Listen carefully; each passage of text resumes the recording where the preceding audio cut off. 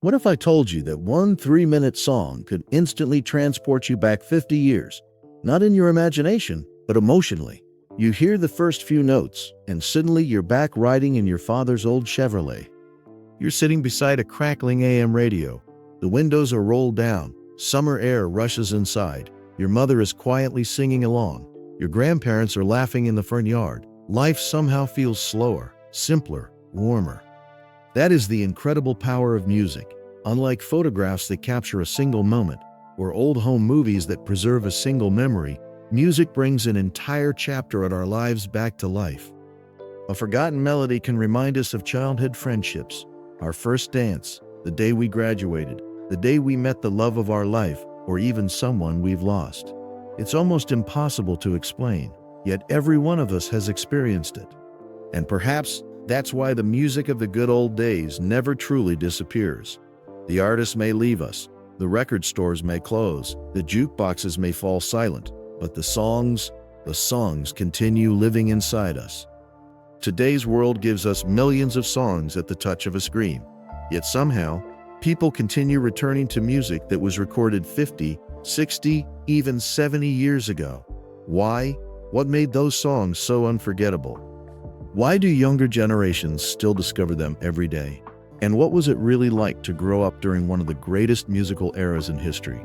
Today, we're traveling back in time to an America where families gathered around the radio every evening, where teenagers spent entire paychecks on vinyl records, where jukeboxes filled diners with unforgettable melodies, where dance halls overflowed with swing music, where Motown united America, where rock and roll changed the world forever, and where nearly every generation believed they were living through the greatest music ever created. So dim the lights, turn up the volume, and let's take one unforgettable journey back to the soundtrack of the good old days, the golden age of radio. Long before Spotify, long before YouTube, before MTV, before cassette tapes, before CDs, even before television became the center of family entertainment, there was the radio. During the 1920s and 1930s, bringing a radio into your home wasn't just buying another appliance, it was like opening a window to the entire nation. Families gathered together every evening in their living rooms. Children sat quietly on the floor. Parents relaxed after long days of work. Neighbors sometimes came over simply to listen together. For the first time in history, millions of Americans could hear the very same orchestra, the very same singers, the very same breaking news, at exactly the same moment. The country had found its heartbeat. Radio wasn't simply background noise. It became part of everyday life. People planned their evenings around favorite broadcasts. Entire neighborhoods listened together. And soon, music became America's greatest shared experience. The era of big bands. As radio connected the country, dance halls came alive. The 1930s and 1940s became known as the swing era, a time when enormous orchestras filled ballrooms with irresistible energy. Led by legends like Glenn Miller, Duke Ellington, Benny Goodman, Tommy Dorsey, and Count Basie, these bands weren't simply performing concerts. They were creating memories. Trumpets blazed, saxophones soared, drums drove the rhythm. Dance floors filled with couples dressed in their finest clothes, moving effortlessly across polished wooden floors. For young Americans living through the hardships of the Great Depression, and later the uncertainty of World War II, music became more than entertainment. It became hope. A Saturday night dance offered a few precious hours where worries disappeared. Many young soldiers shared one last dance before shipping overseas. Sweethearts promised to wait for one another. Families found comfort in familiar melodies. Among all the great bandleaders, one name stood above the rest: Glenn Miller. Songs like Moonlight Serenade, In the Mood, and Chattanooga Choo Choo became national treasures. Then, in December 1944, tragedy struck. While flying to entertain Allied troops in Europe, Glenn Miller's plane disappeared over the English Channel. It was never found, but his music survived. Nearly 80 years later, orchestras around the world still perform his timeless arrangements, because truly great music never belongs to one generation. It belongs to all of them. The city was Detroit. The year was 1959. Inside a modest house on West Grand Boulevard, a former assembly line worker named Barry Gordy had an ambitious dream. He wanted to build more than a record company. He wanted to create the soundtrack of America. Few could have imagined that this small building, bearing a simple sign reading Hitsville, USA, would become one of the most influential addresses in music history. From this humble studio came a sound unlike anything the world had ever heard. It was polished, soulful, joyful, and irresistibly catchy. The label was called Motown, and it would change music forever. The sound that brought America together. The 1960s were a time of tremendous change. America was wrestling with civil rights, social transformation, and political unrest. Yet in the middle of uncertainty, Motown accomplished something remarkable. Its music crossed every imaginable barrier. Black and white audiences bought the same records. Families gathered around the same radio. Young people from every background danced to the same songs. It wasn't just music, it was unity. Artists such as the Supremes, the Temptations, the Four Tops, Marvin Gaye, Smokey Robinson, Stevie Wonder, and the Jackson 5 became household names. Songs like My Girl, Stop, In the Name of Love, I Heard It Through the Grapevine, My Cherie Amour, and ABC filled homes across the country. Very Gordy demanded perfection. Performers attended choreography classes, etiquette lessons, voice coaching, media training. Every detail mattered. Nothing was left to chance. The result was extraordinary. Motown artists didn't simply sound incredible. They looked elegant, moved gracefully, and represented excellence wherever they performed. Even today, many of those songs remain staples at weddings, family reunions, birthday parties, and celebrations around the world. Very few record labels have ever created such a remarkable collection of timeless music. But while Detroit was changing American music, across the Atlantic Ocean, 4 young men were quietly preparing to change the entire world. The British invasion. It began in Liverpool, England. John Lennon, Paul McCartney, George Harrison, Ringo Starr. Together they became the Beatles. When they first arrived in America in February 1964, nobody could fully comprehend what was about to happen. Their appearance on The Ed Sullivan Show attracted over 73 million viewers, one of the largest television audiences in American history. The next morning, schools buzzed with excitement. Teenagers copied their hairstyles. Music stores couldn't keep Beatles records on the shelves. The phenomenon became known as Beatlemania. But the Beatles were only the beginning.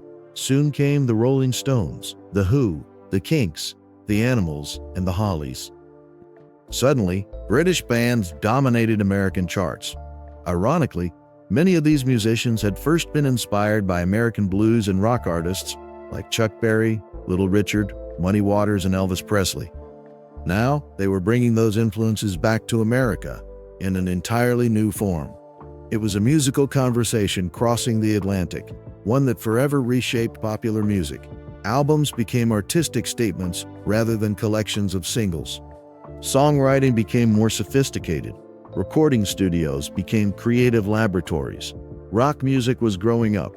Folk music finds a voice. While rock filled stadiums, another musical movement captured hearts through storytelling. Folk music. Artists like Bob Dylan, Joan Baez, Peter, Paul and Mary, and Simon and Garfunkel proved that a guitar and meaningful lyrics could sometimes have more impact than an entire orchestra. Bob Dylan, in particular, changed songwriting forever. Songs such as Blowing in the Wind and The Times They Are A-Changing became anthems for a generation searching for hope and justice.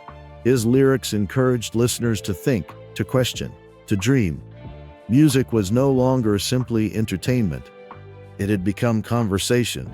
Many rock musicians soon adopted Dylan's poetic approach. Without folk music, countless singer-songwriters who followed may never have found their voices. 3 days that defined a generation. Then came the summer of 1969. On a dairy farm in Bethel, New York, organizers expected perhaps 50,000 people to attend a music festival. Instead, nearly 500,000 people arrived. Roads became parking lots, fields became campsites, rain turned hillsides into rivers of mud. Yet remarkably, peace prevailed. The festival became known simply as Woodstock.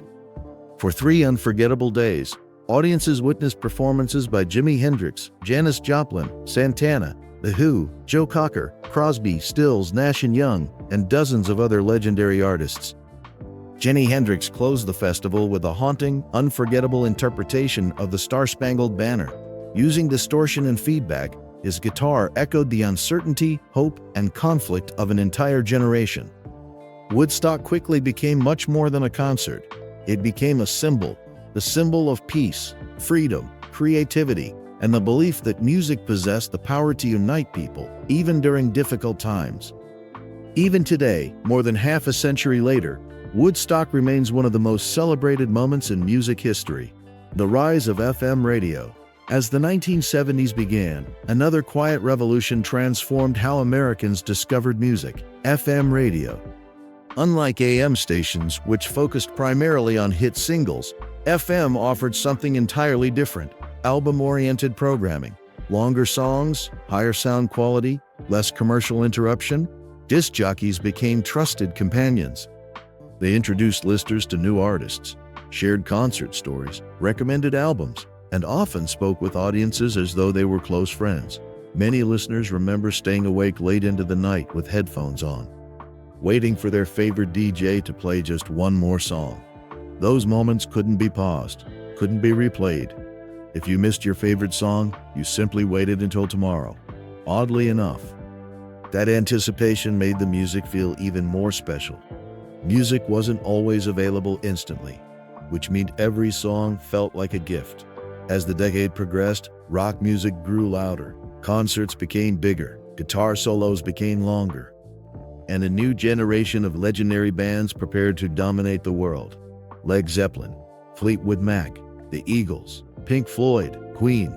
Their music wouldn't simply define the 1970s. It would become timeless classics that continue filling arenas, radio stations, movies, and playlists to this very day. The 1970s marked a turning point in popular music. Rock bands were no longer just entertainers. They had become global superstars. Concerts moved from theaters to massive arenas. Albums sold by the millions. Fans camped overnight just to buy concert tickets.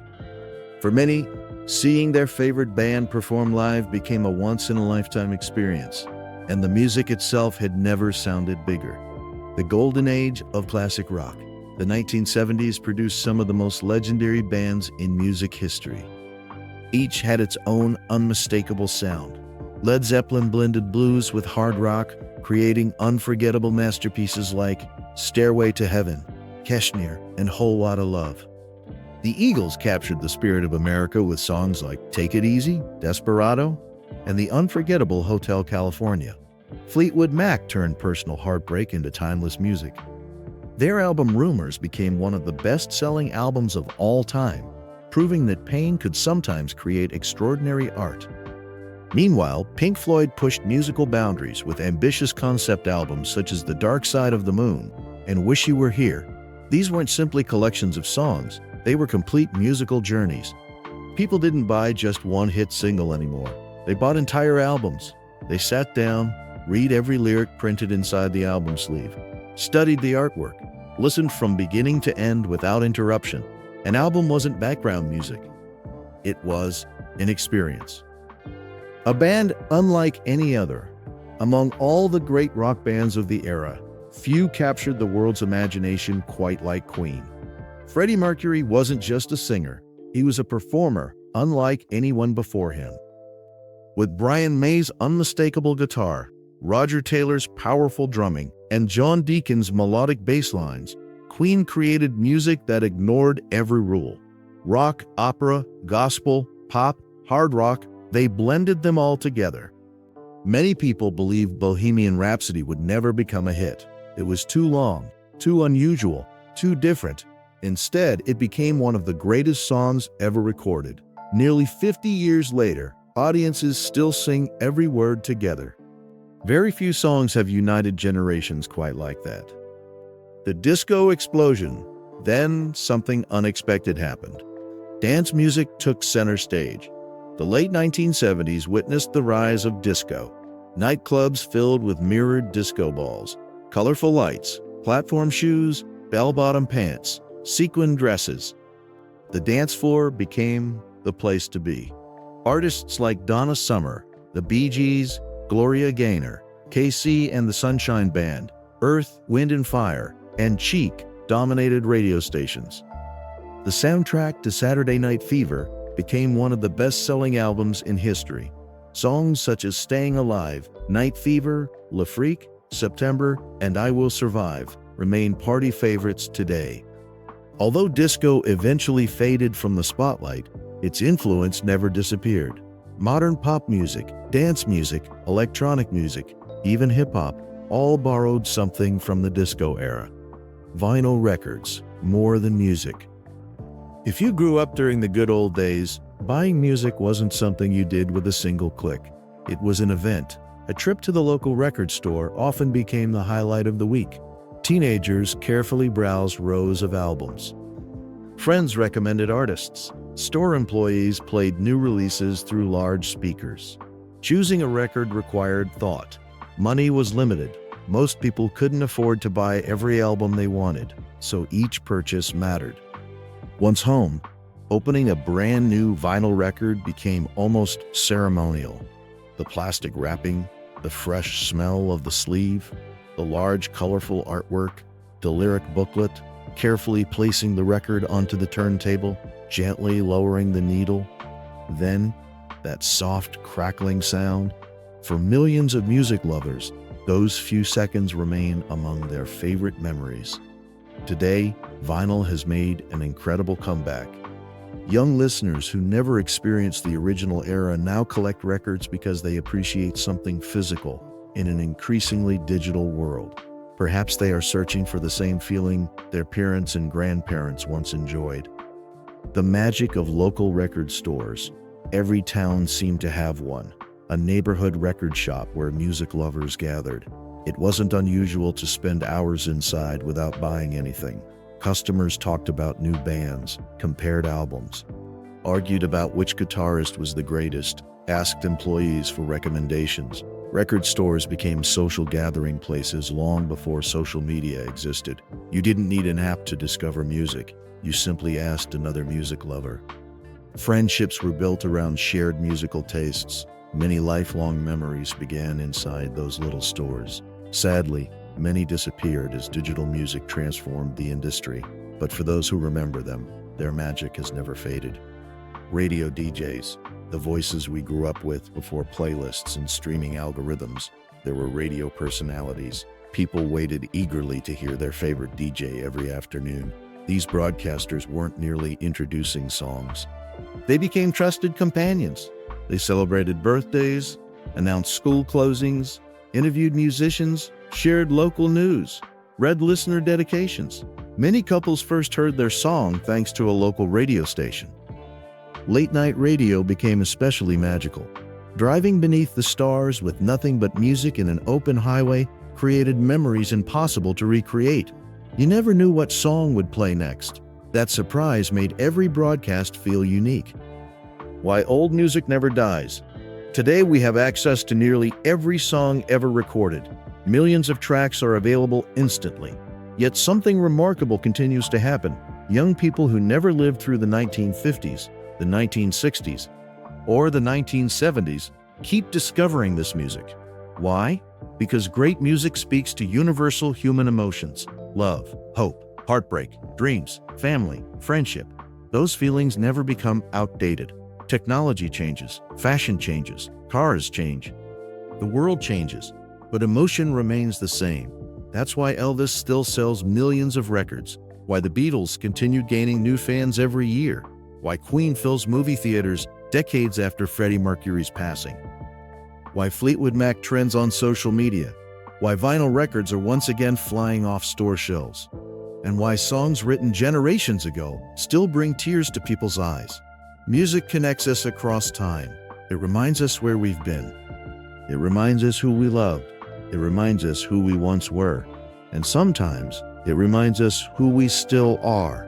Final reflections. Perhaps that's what people truly mean when they talk about the good old days. They aren't saying life was perfect. Every generation faced hardships, wars, economic struggles, social change, personal loss. But through every challenge, music remained. It comforted soldiers far from home. It helped teenagers fall in love. It gave families reasons to gather together. It celebrated victories. It eased heartbreak. It turned ordinary moments into lifelong memories. A simple song played on a scratchy radio, a slow dance beneath the stars, a first concert, a favorite album played until the grooves nearly wore out. These weren't just moments. They became the stories people would tell for the rest of their lives. That's why the music of yesterday continues to matter today, not because it's old, but because it's timeless. It reminds us that while decades pass, while technology races forward, while the world constantly changes, some things remain beautifully unchanged. A heartfelt melody, an unforgettable lyric, a guitar solo that gives you chills, a chorus that makes an entire crowd sing as one. Those moments belong to everyone. They belong to every generation, and they will continue inspiring people long after we're gone. So the next time you hear an old song on the radio, don't rush to change the station. Turn it up. Listen closely. You might not just hear music. You might hear a piece of history, a piece of your family, or perhaps a forgotten part of yourself. Because the greatest songs were never meant to stay in the past. They were written to be passed from one generation to the next, and that's exactly what they've done. If you enjoyed this journey through the unforgettable music of the good old days, be sure to like this video, subscribe to the good old days, and turn on notifications so you never miss another trip down memory lane. Now we'd love to hear from you. What song instantly takes you back to your younger years? Was it a rock anthem, a Motown classic, a country ballad, a swing favorite, or perhaps a love song that still brings back precious memories? Share your favorite song and the memory that comes with it in the comments below. Your story might remind someone else of a beautiful moment they had forgotten. Until next time, keep the music playing, keep the memories alive, and never stop celebrating the good old days.